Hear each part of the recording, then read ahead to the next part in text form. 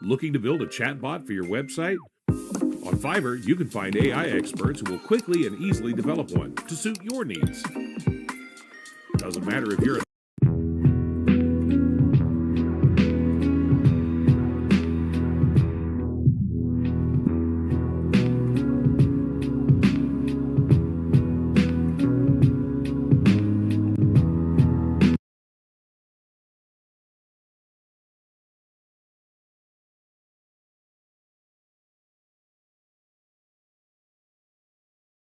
Sorry, can you hear me now? My bad. If you're new here, I really like to take the beginnings of these podcasts, streams, cries for attention, whatever you want to call it. I like to take this beginning time to really ground myself, to bring myself back into my body, really focus on breathing, focus on all of my muscles, really trying to relax them. Where are all of my toes? Where are all of my fingers? Where is my tongue right now? Where is my body? How am I breathing? I'm trying to really pull myself back into my body. And in doing that, I like to put in this kind of music, which really brings me into now, I guess. And I like to light candles because candles obviously need air, right? Fire needs air. What a perfect representation of it needing to fucking breathe. Because, I tend to hold my breath. I tend to be just so tense. So that's what we're doing right now. Sorry, just in case anyone was confused, I just like wanted to clear that up.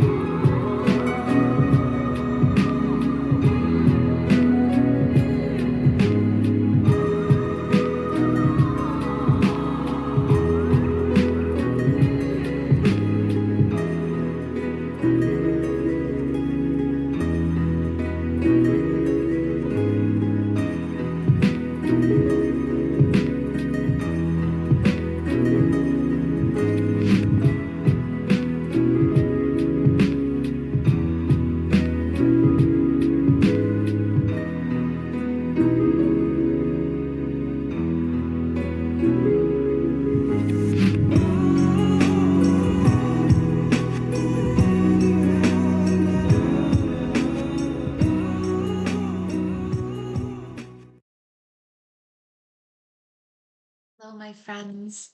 Hi. Welcome to another episode.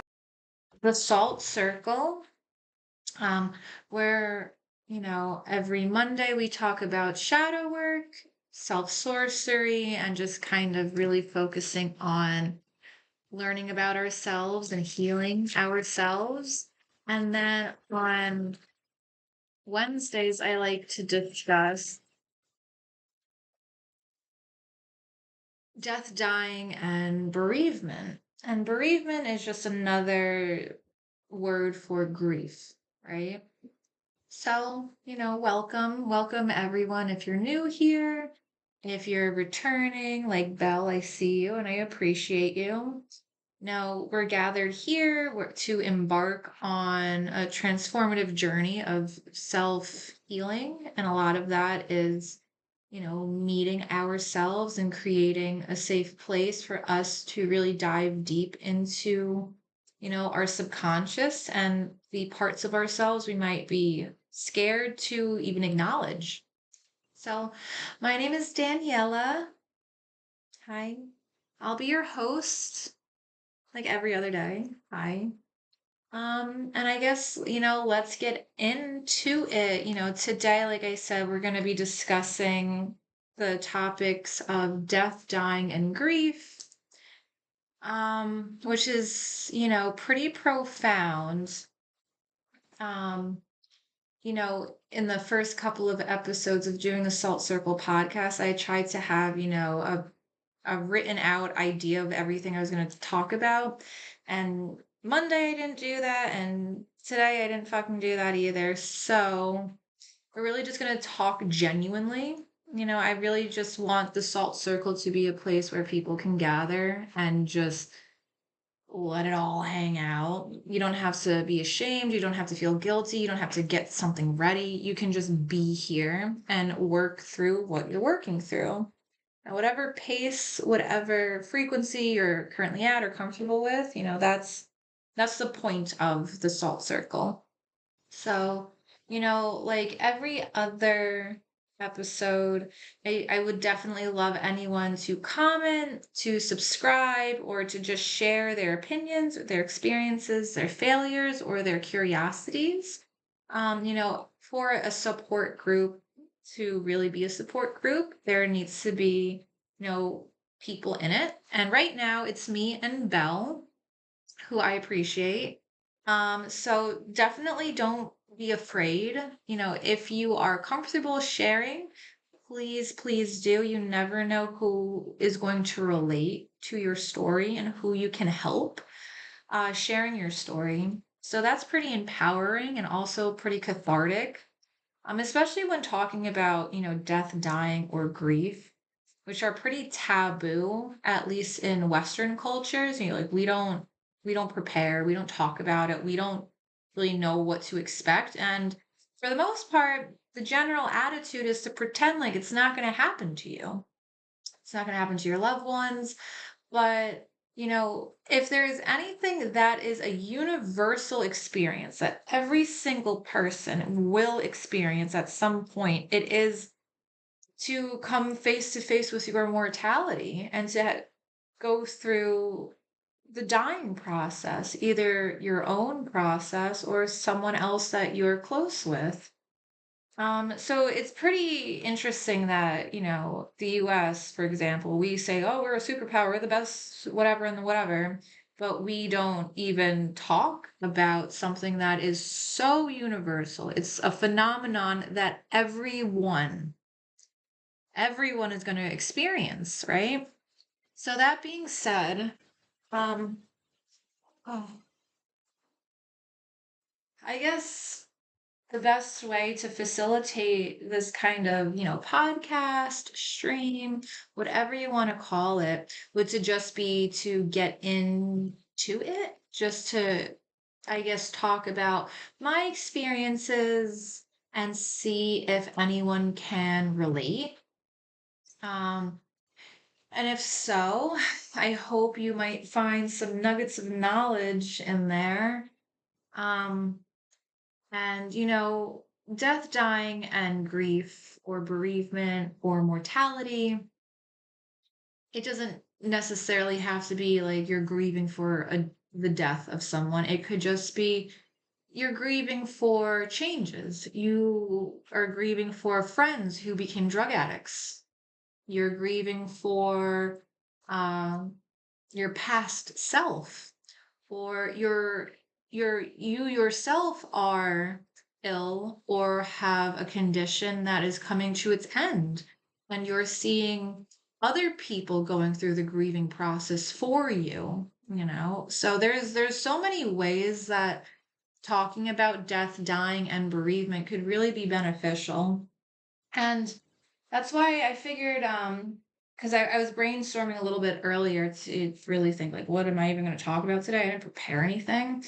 And I really thought that my own experiences, especially not just in death and dying and grief and being a caretaker, all that's, pretty normal ish stuff when it comes to this life experience, but also to do so through the lens of generational trauma, severe dysfunction of the family, the dynamic, and codependency. Because while death, dying, and bereavement is very taboo, we don't talk about that, we don't prepare for it, we don't learn about it.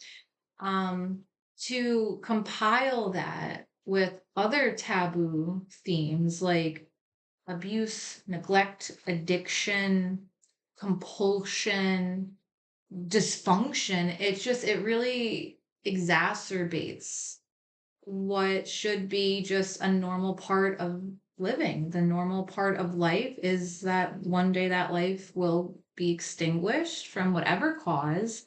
And, you know, I forget where I was going with that. Sorry.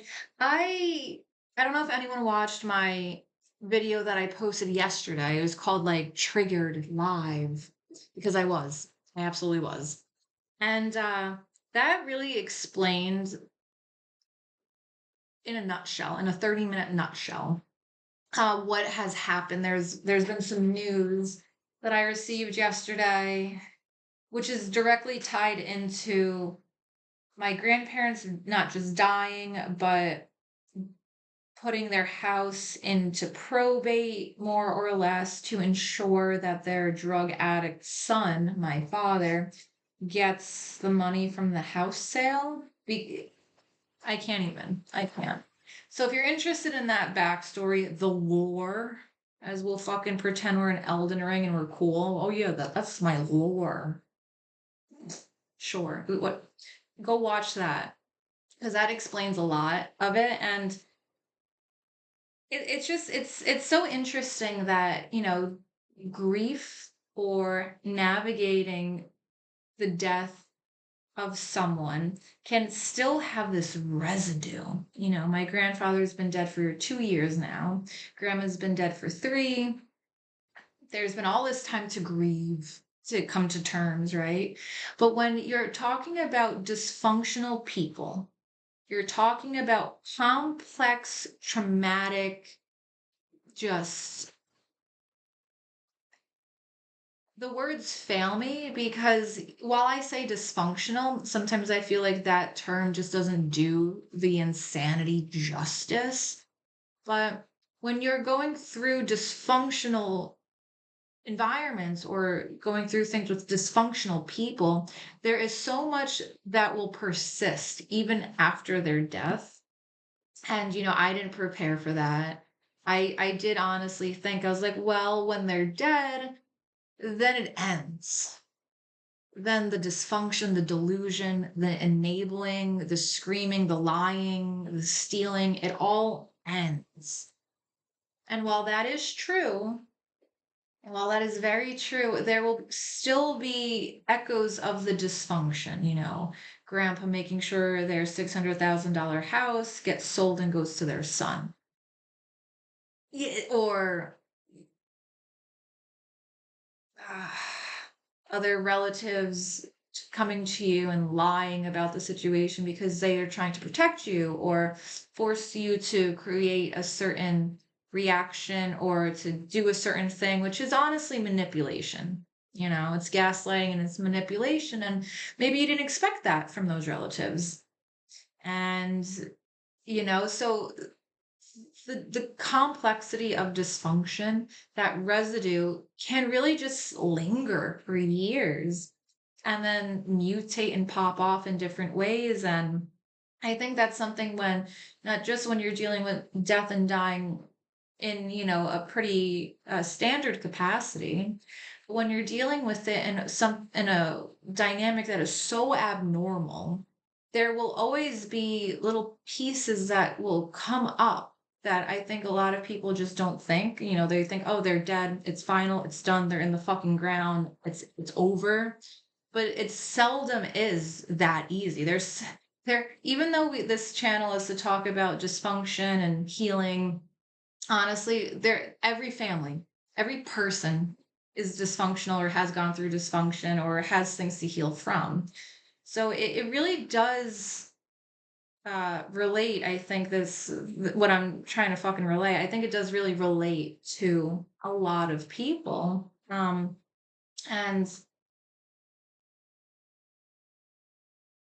with shadow work, sorry. I have a little bit, I have a bone right here. If you know, you know. But I have a bone right here, and I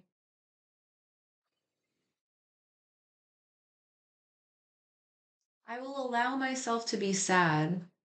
So if I start crying, you've been warned. But I'm allowing myself to feel authentically, not just the sadness, anger, denial, frustration, and relief that comes with someone's dead, the grieving process, working through that loss.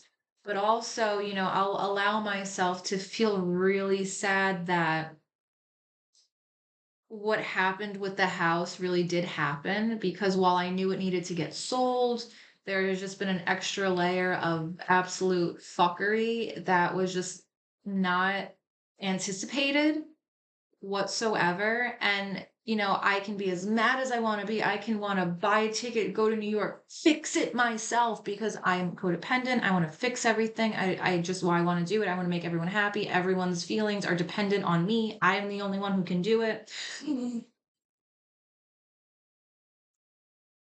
I will allow myself to feel sad, even in all these unexpected ways that maybe not be about grief. Maybe they're just anger at life. I'm angry that this is the way that it is. I'm angry that these renters trashed the house and now it's basically condemned. So now we can't even sell it, which I'm kind of happy about, but not really in control of it because I have to remind myself I'm the granddaughter. I'm not the daughter, even though they raised me, whatever.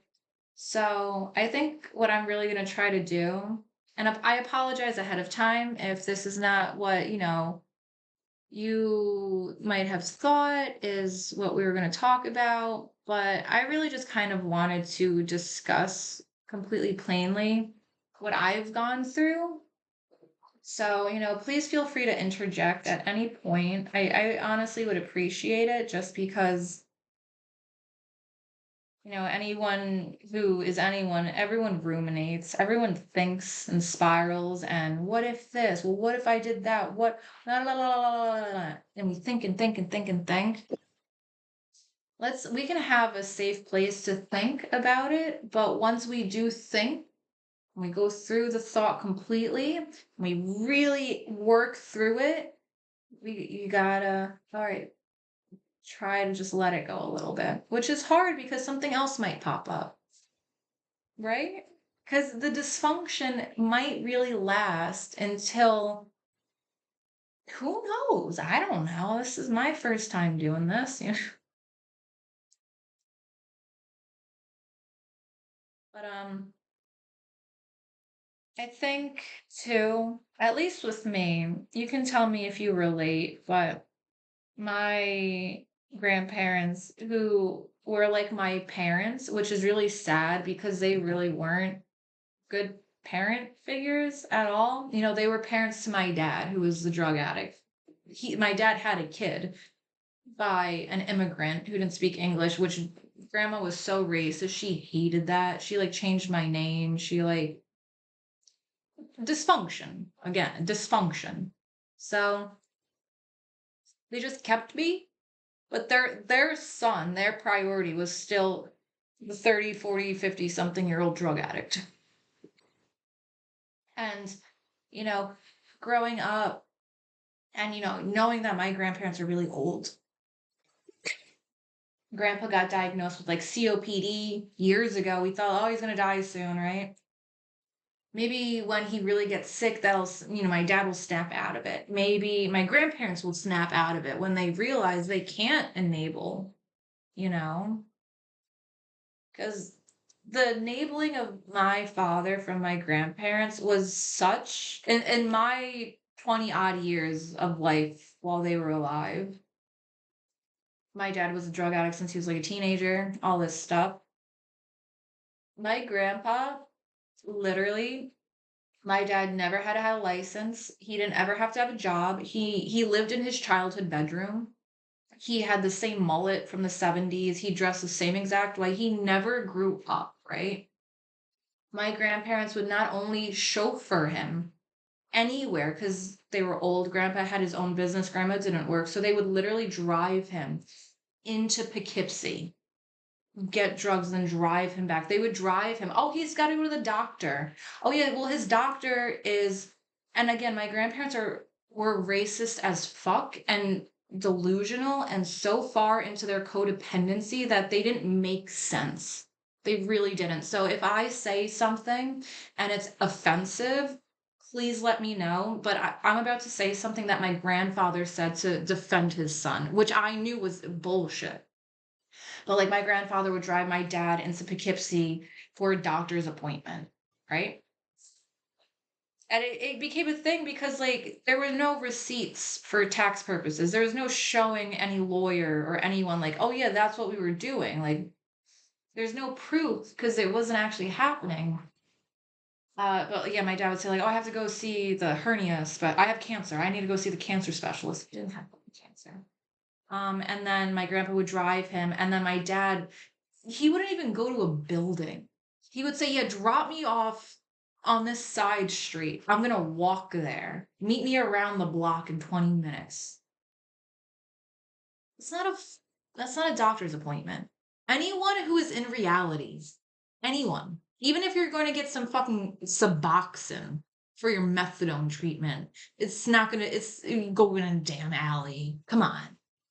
And I remember I was driving with my grandpa at one point and I confronted him. I was like, what the fuck are we doing? Like, we know he's getting drugs. You just handed him $240.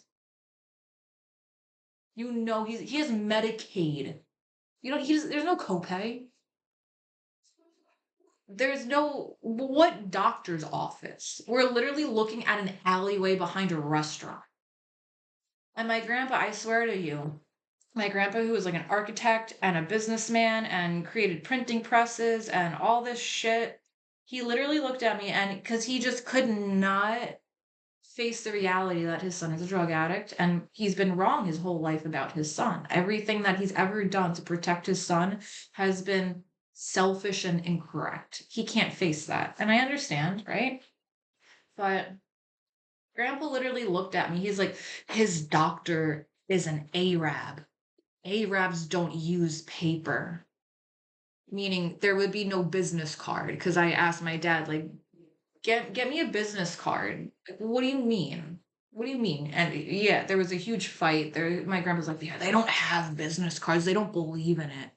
And I was thinking, I was like, even so, let's just bend reality. Let's just do the mental gymnastics to believe what you're telling me right now. Even so, there would be some kind of confirmation. We would get a phone call of the appointment, right? We would see it in the Medicaid ledger that he went to a doctor and Medicaid paid for it, right? There would be some information somewhere. We could Google the doctor's office, even if he doesn't believe in paper.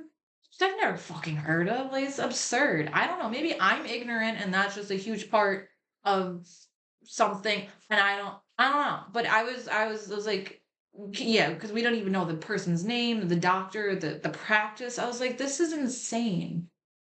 This is absolutely insane, right? And it just my dad ended up seeing this prostitute once, and she was younger than me. I was like 22 at the time, and she was going to the same college I was going to, and she's like, "Oh, we should study together." Horrified because I was the one at this time after my grandpa got sick. I was driving my dad around, and I ended up driving him and this prostitute to fucking Poughkeepsie, obviously to get drugs. And you can't say no because my dad is gonna freak out, have the worst temper tantrum, and my two elderly grandparents with fucking COPD, fucking stents in their hearts, fucking, all this shit. Like they're on oxygen tanks. It was like, like my grandparents want me to keep the peace. Like I'll whatever. What am I gonna do? I can't fix it, right? And I drove him and this prostitute. And my grandpa would always give my dad hundreds of dollars every week, hundreds, thousands of dollars for literally for nothing. And I remember my dad went into this building with this prostitute. My dad came out screaming, and then he was like, I honestly don't even remember what he was saying. But he comes out of like this brick building in Poughkeepsie screaming his head off. And he's like in his 50s. He has a cane. He's like fucking decrepit as shit. And he's like reaching in a city garbage bin and just grabbing trash and just throwing it everywhere and just screaming his head off. And this prostitute is like trying to grab him and pull him back to the car where I'm parked, hanging out the side with my fucking flip phone, videotaping it because I was like, this is unbelievable and no one's gonna fucking believe me. My grandparents won't believe me. I got fucking proof. Doesn't matter. The lengths they went to, like, I mean, my dad literally stole a dress out of my closet, and because we at one point we lived in the same house, like where else am I gonna go? I'm fucking a teenager. I'm literally just raised in this. He stole a dress out of my closet, cut it up. He cut up my dress, and I remember I confronted him and my grandparents. I was like, my wallet and my camera are missing. I know my dad took it. He always steals everything. I'm gonna walk into his bedroom and get my shit out. I'm not gonna take anything else. I don't care. Just give me my stuff back.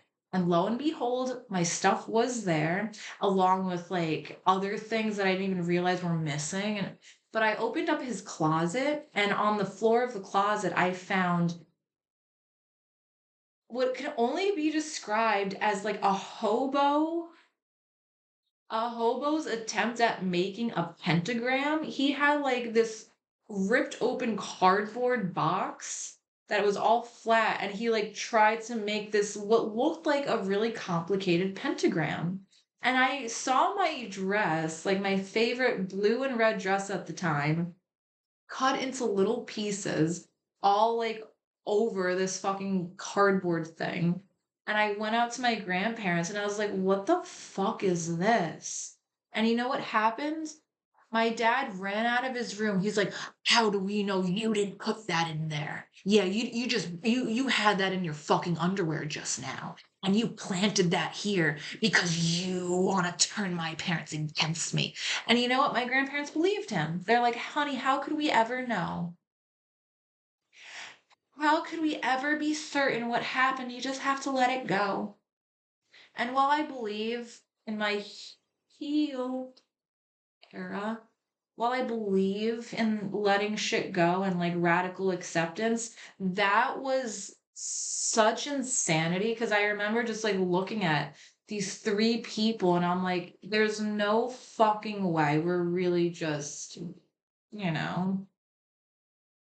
So when and I mean there's hundreds of stories like that. Hundreds. Like that's not, those aren't even the worst ones, right? So when it was time for them to die, it didn't stop. It didn't change. They didn't all of a sudden like have no more patience for it or just, told my dad what's what. And I think that's what you want as someone who is, an adult or someone who's recovering from childhood abuse or dysfunction. You want the people who wronged you, you want them to acknowledge it and validate you and apologize. And or at least just own up and be in the same reality that you're in, right? And when people are dying, it's a really fucked up, funny, pivotal, poignant, lucid, vivid, profound, and just incredibly humbling and transformative time. But like when you throw in addiction and enabling and codependency, oh my, like it just turns into such a beast. And like, dude, it just doesn't stop. It really does it. And I remember almost, grandma at one point, she was the first to die, and she wanted, because we thought grandpa was going to die first. He had COPD, he had the stents, he had heart attacks, he was all this shit, right? No, we got grandma one day. She's like, my throat hurts. Grandma never complained about anything. And we're just like, me and my Aunt Donna, because I drove in, Aunt Donna drove in, and we're like, what do you mean you're hurting? You never. Grandpa used to give you like she used to get sedated like when doctors used to make like home calls because she would like have like these like fits of like extreme like paranoia or sadness, and which makes sense when you know her backstory, her lore, the fucking grandma. Fuck, oh my god, I can't even.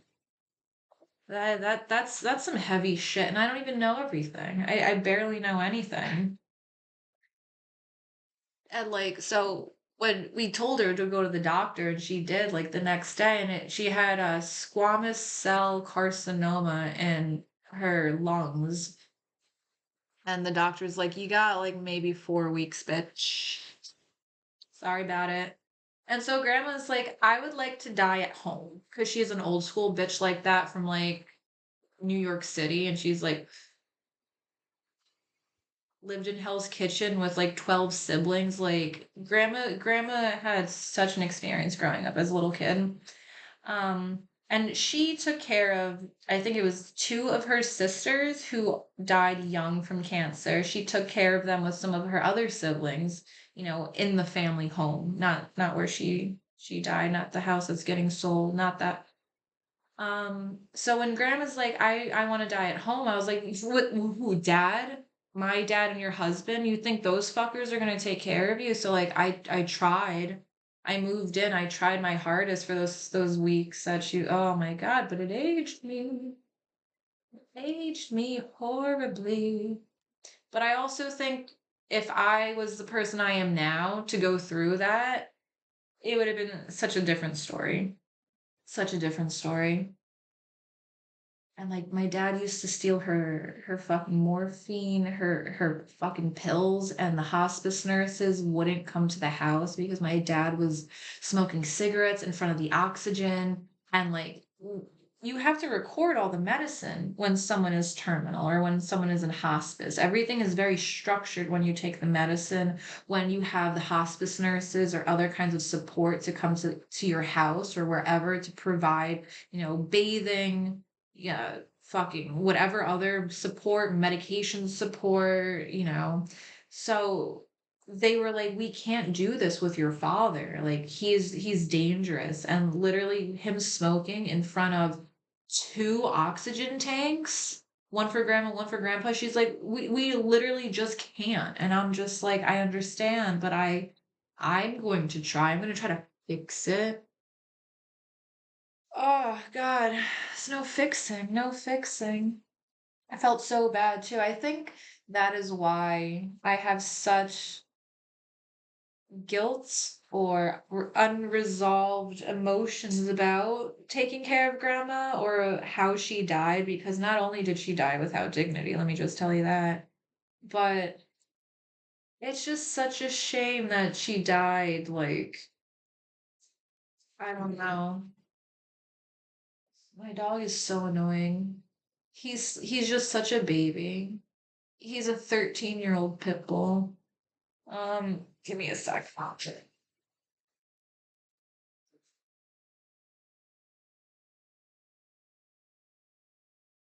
you baby?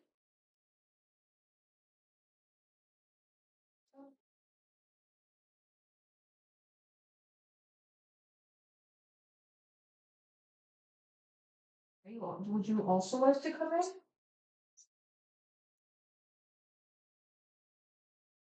In around. Come on, in. Come. Come on. Come. Gosh.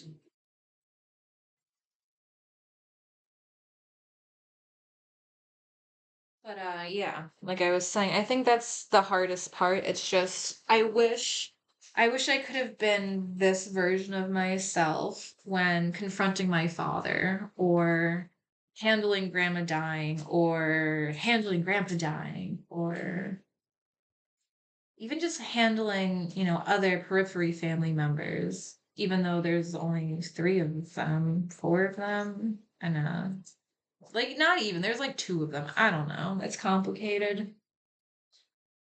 And I really I don't know. I think especially because society doesn't prepare you to handle the dying process or the death or the bureaucratic process after someone dies, the living will, the healthcare proxy, the will, the whoever's appointed to the fucking will, whatever it is.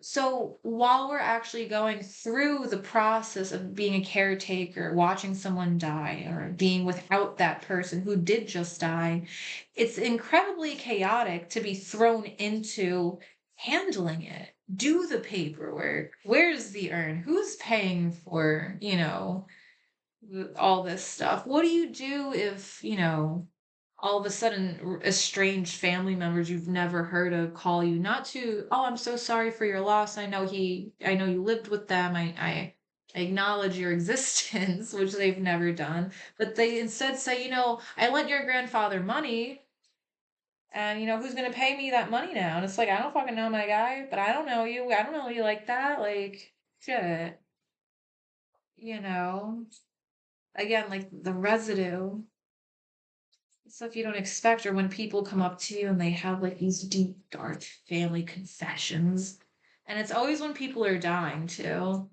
or like you see like really weird shit. I feel like I really do, feel like the curtain between the planes is very thin. And, when people are dying, they do hallucinate, or they do see between the realms. I do think the dying is just a transformative period. I think we go somewhere.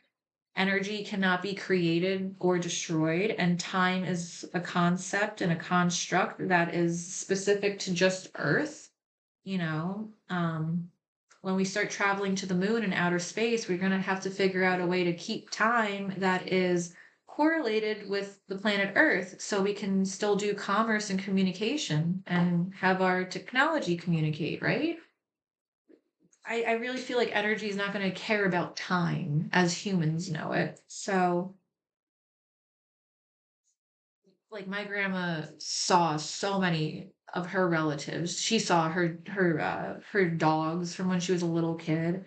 Um, Things really did move too. There was a statue of like a pelican or some kind of fucking stork looking bird that was on the piano, and it literally like got thrown across the room, and I think it's because my grandma's sister did not like that my dad was there. I think it was an anger type thing. I really do, because it just was not okay what was happening with her, last couple of weeks.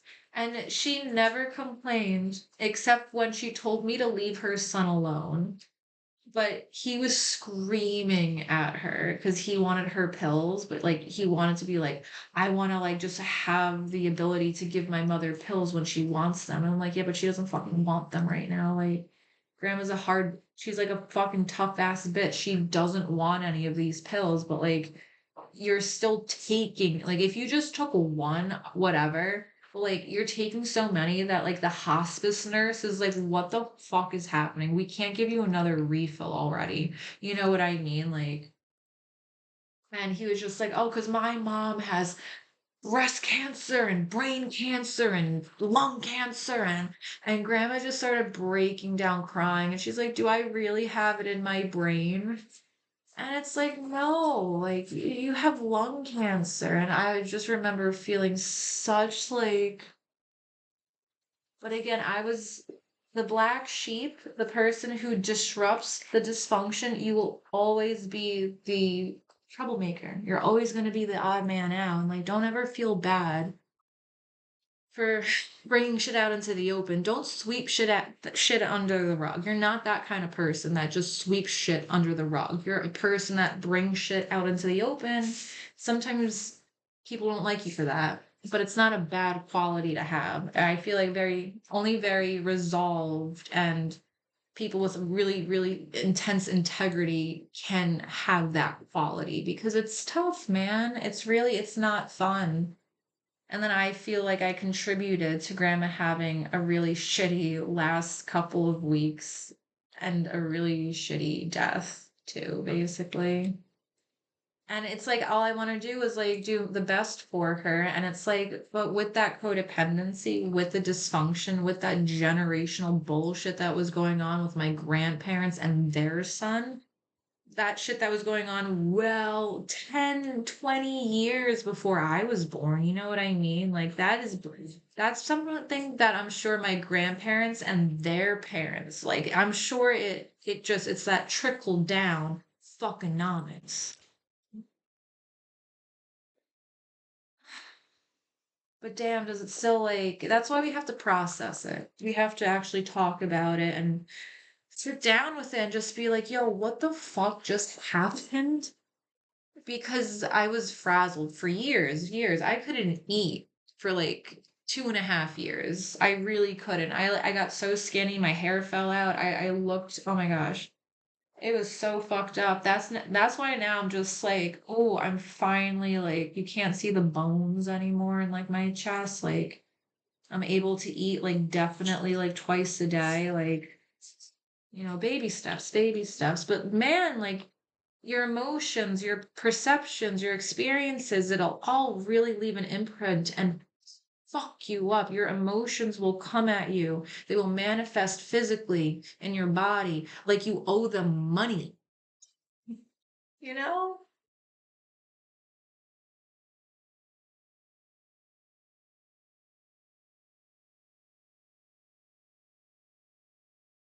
Oh, tiny bird. La, la, la, la, la. And I think that's you just think about it forever.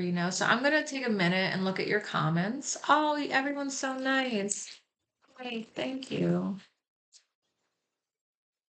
Cool. Everyone is being so nice so far, and I appreciate that. I feel like every time I actually like usually when I'm at work or I'm driving, I have like these like great ideas. I was like, oh, that's a point I should bring up. I'll remember it. I never fucking remember it. And so I want to apologize for not being so put together as I would like to be, especially when it comes to because I do take this serious. I really do want to work through the shadow and manage these unresolved emotions and have a community where people who are also going through the same kind of thing or who are like-minded in their, introspection, where we can all just like seek like comfort from one another. Uh, Excuse me. Oh my gosh. So sorry.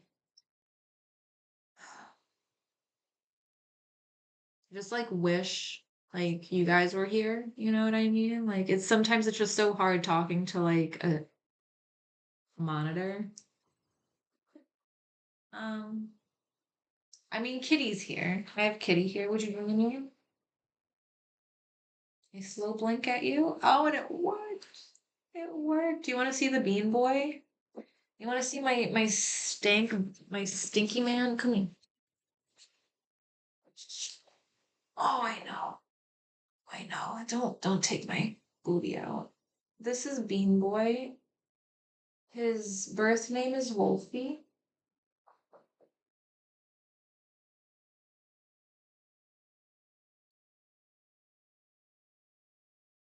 He's the best. He's called a Nebelung.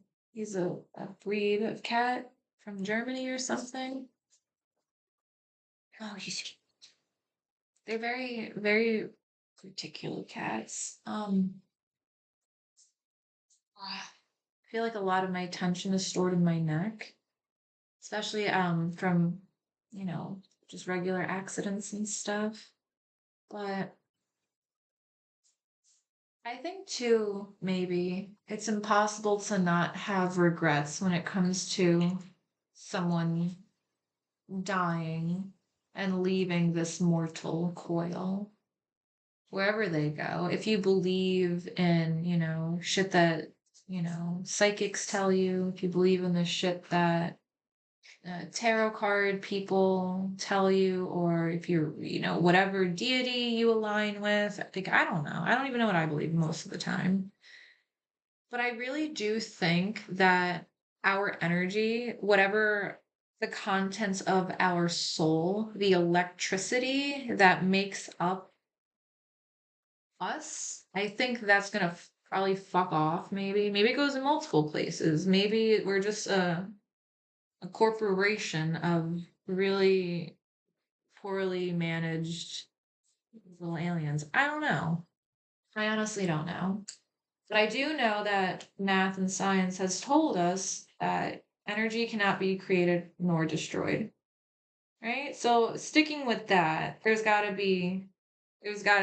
some shit's gotta fucking shimmy shake out.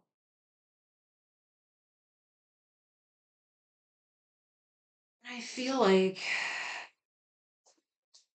I do feel like when, we all die, none of this will matter. We'll probably see the bigger picture and like come to like such like great understanding or like whatever like bullshit, I don't know. But it's still, I think the we if nothing else to be human or to be alive is just to experience and to express. And I think it's hard to not regret the lack of expression for certain profound experiences or what we perceive as, acting incorrectly.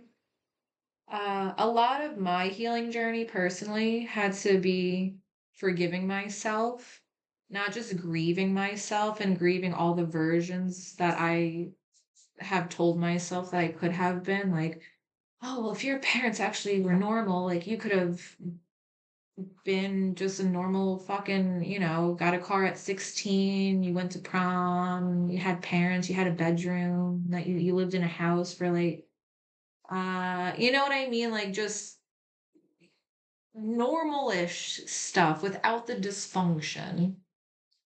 Or, like just dissecting my life as all these like, well, if this happened differently, or like, oh, well, if this, da, da, da, it's like, there's no switchboard to switch and shake things around and see how these connections go. And you have to grieve that and let it go. You really don't tell me I'm like Dr. Seuss. I know what you're thinking. And it's hard because maybe I'm a perfectionist, which sounds so weird, but really trying to have a certain outcome and not being able to achieve it. Like I really wanted to take care of my grandma. I really wanted to take care of my grandpa, and I really wanted to try to hold on to their house if I could. If I could have done anything to accomplish either one of those goals to what I would call 1%, I invalidate everything that I've done for them because that's how I am.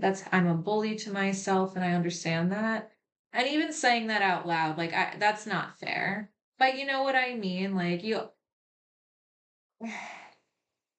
always wish you could do more, especially when you're healing and especially when you've given your time to just inspect inside and uncover things that you've been avoiding.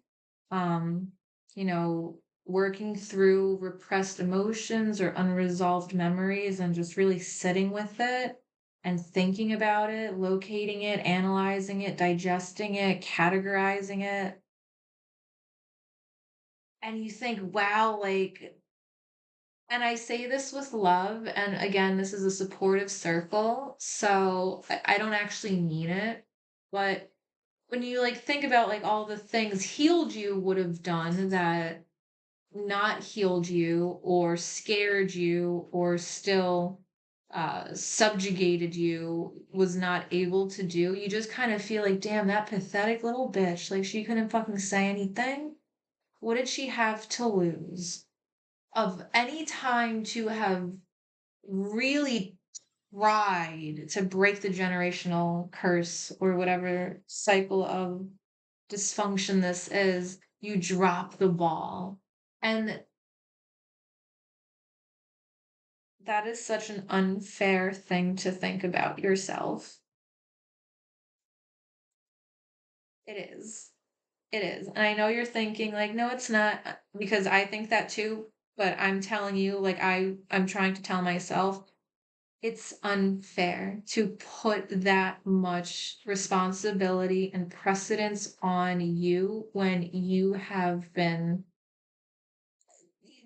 you know, it's just, it's like looking at like a wounded animal and expecting them to, perform perfect. It's just like you have to be nice to yourself. And it's hard. And I fucking ripping my thumb open because I get very anxious lately. And I think to overcome that bit where you realize, what or who you are now or what you've become. I don't know. And when you walk into your subconscious presently, you almost get mad at yourself.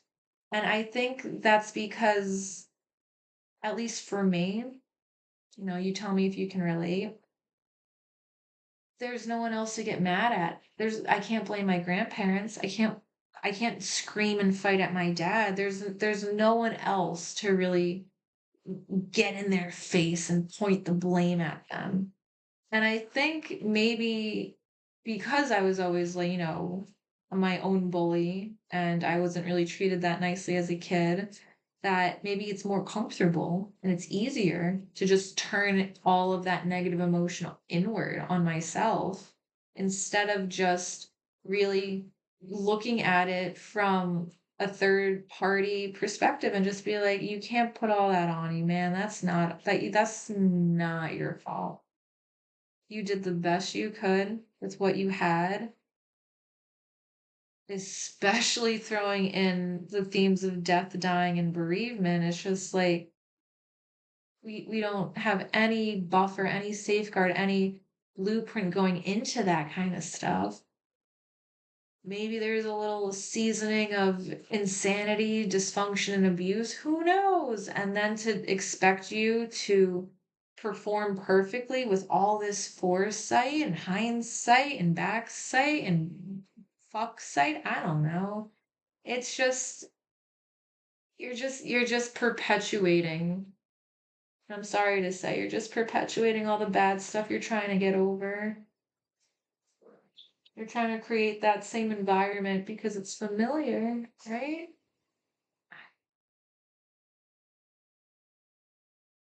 So maybe it's worth looking at your inner, not your inner child, but your past self, the self that you see when you walk inward and deeply. Maybe you can see them as someone who has, is dying or has died with a certain amount of respect and reverence and careful consideration. Just let them be and try to take care of them and give them dignity, but don't you fucking call me Dr. Seuss. I don't know why I rhyme. I don't know I don't know. I don't know where that comes from. But you know what I'm getting at, my friends? Because I feel like I'm losing the point very easily. When I start noticing I'm rhyming, it's just like, slow down, Eminem. Chill out, Dr. Dre. Like, who we rap battling right now? It's too intense. It's too many emotions. Um, but yeah. So let me see if anyone has commented. Let me see if there's any. Oh, we do. We do. We have some peeps. We have some lovely peeps. Hello, my friends. Is this live? Yes, it is.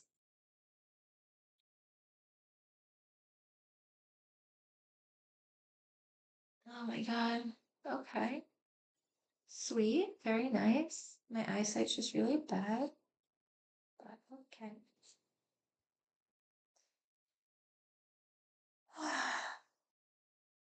So I guess this is a good stopping point. I feel like we really focused on,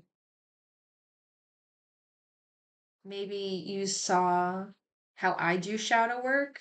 You kind of just think about something, and if you feel sad, you grab onto that thread and you just follow it into that tangle, into that mess of twine and strings, and you're just like, we don't have to untangle all this shit. Let's just see where it's connected. Let's see what is grabbed onto this and knotting it around. And I feel always better. I don't always feel like I have an epiphany. I've learned something. Ooh, achievement unlocked. Like, sometimes it's just, we got some bad news. We feel a certain type of way. Let's let ourselves feel that way. Let's talk about it with ourselves. Just explore it in a place where there's no shame and there's no guilt. We can cross our spiritual beliefs with psychology, and we can really find a deeper understanding. Um, so I really appreciate everyone joining me and listening to me ramble for the last 57 minutes and 47 seconds. It's nice. Um, so for the closing of my episodes, I really do like to, again, ground myself, like feel my toes on the ground, really feel all of my muscles, breathe, relax. And I like to put on music to do that and blow out the candles, all that good stuff, and really focus on being back in my body. I think it's important too when you've maladaptively day dreamt as a coping mechanism, or your survival technique is to dissociate, especially when we're searching ourselves and meeting ourselves. It can be uncomfortable and really difficult, so we don't want to fall back into those bad habits that no longer serve us. They served us to survive, and we don't have to survive anymore. Like, we've adapted, we're safe, and we're healing. So that's why I think it's important to, again, just ground, however you do that best. But I really feel like, my flavor of autism is I'm tactile. I like to be barefoot. I like to fucking touch things. Let's relax our muscles. Let's really feel the stretch, and let's really breathe and be nice with ourselves before we go to bed. So, I don't know. Again, thank you. Thank you again. Be sure to subscribe and comment and like and share and all that good stuff, which I'm sure you know to do. And, until next time, please take care and keep exploring the depths within. I'm going to put on some music now.